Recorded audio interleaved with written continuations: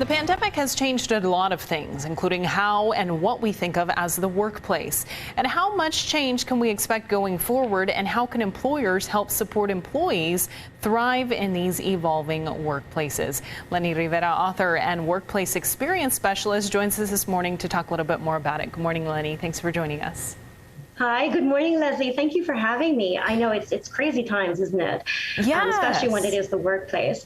But nowadays, when you hear these words and you think about, a new workplace or things that are happening that's new, what really is happening is people are talking about working from home or working remotely or this hybrid work model that people talk about. But that concept isn't really new. In fact, people have been working remotely for over a decade. In 2019, for example, this is a year before the pandemic, the International Workplace Group released a survey that said the global workforce, 70% of the global workforce worked from home at least one day a week, and 53% worked from home more than half of the week. So working from home isn't a new concept. What is new is the way that companies are perceiving people who work from home today than they did back then. And so what does that mean?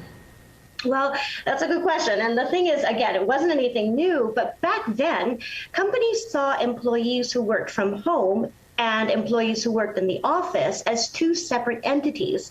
And they focused all of their resources in investing in the corporate offices to make sure that employees were productive and fully engaged while they were in the office. So they had beautiful interiors, productive workstations, fully stocked break rooms, whereas those who worked from home were kind of left to their own defenses. And then what happened is when the pandemic hit, and all of us in the office-based industries were forced to work from home, companies expected that we are equally productive and fully engaged while we're working from home. But we weren't always equipped with everything that we needed to be sustainably productive. I mean, not everybody had access to great Wi-Fi, for example, or the proper computer hardware or software or video conferencing equipment. And worst of all, many people didn't have access to a dedicated home office. I mean, how many of us are still working from the sofa or from the dining room table? Right. And so as we're talking now about working from home long term and working from home no longer as a trend, but into the new norm, companies are seeing that they need to help enable employees to be sustainably productive working from home. And that's why there's a shift now in the perception of working from home. Okay, and so how do companies really help support their employees? And more importantly, how can employees stand up for themselves and say, you know what, you got to take care of me if you're going to put me at home? That's a very good question. And, if you think about it, it is now the employees' market. I mean, employees are now, if you're not taking care of me, then I'm going to find a company that does. And they are expressing themselves. And that's a good thing, because really, companies are only successful if employees are successful. And studies have shown that happy employees make better business for companies. So it is in everybody's interest to focus on employees and making them productive. And when we talk about workplace experience today, the focus now of a workplace experience is no longer on where employees work. It's on how you work. And the focus is shifting from enabling places to enabling you, the worker, to be productive and engaged regardless of where it is you're working from. I mean, if you think about it, right now, we're only talking about working from home and working in the office. But eventually, when the pandemic eventually leaves us alone, people are also going to be working in train stations or on trains, in airports, in hotel rooms, in cafes.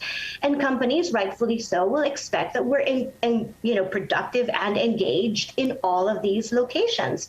So it is in everybody's interest, in companies' interest, to make sure that employees are productive and engaged regardless of where it is they're working from. And this is what I'm calling the workplace of you, where they put you, the worker, at the center or at the heart of their focus in enabling you to be productive. Right. Let me give you examples. Let me give you examples to help understand how this works. Let's say your biggest barrier to success right now is that you don't have a dedicated home office. Well, companies can engage their corporate interior designers and ergonomists to sit with you and help you figure out where in your home they can carve out space that has, say, the best lighting or the strongest Wi-Fi access, and teach you about seating heights and desk heights so that you can be sustainably productive working from home.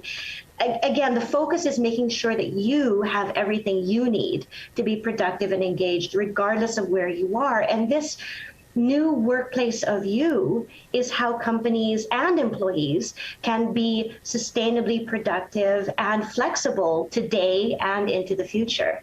Yeah, I like that workplace of you. And I especially like, what you said. Happy employees lead to better, happy companies. Such good advice as we continue in this evolving conversation. Leni Rivera, thank you so much for joining us this morning. Thank you for having me, Leslie.